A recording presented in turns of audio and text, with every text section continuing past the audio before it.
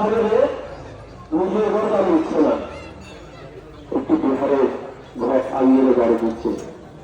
সে যখন কোন কাজ করে ফুল তোলে, সেটা একটা কাজ, বস্তুকে ফুল করতে করতে সে কোনো ওটা যখন সারে, এটাও কিন্তু সে কোনো কিছু সঙ্গে সার দিচ্ছে।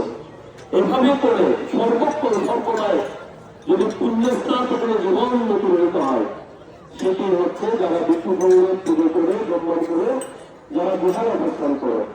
সাধারণ গৃহীদের পক্ষে কোনো সময় মাকে মায়ের উদ্দেশ্যে সর্বদাই তাকে সমর্পিত করার সুযোগ আছে বলে আমি মনে করি না। কারণ তার পরিবার থাকে, পরিচয় থাকে, তার অনেক কর্তব্য থাকে, এগুলো করতে গিয়ে কিছুই করতে পারে না। আজ আমরা ভিক্ষু সৈন্যরা আমাদের সকলের মায়ের উদ্দেশ্যে আমরা পুজো নিবেদন করছি, যেন জড়াও মুক্ত হয়, ব্যাধি মুক্ত হয় এবং মৃত্যুকে অর্জন করে অমৃত নির্মাণ নিয়ে অবগাহন করতে পারেন। যেহেতু উনি যে বৃক্ষরোপণ করেছেন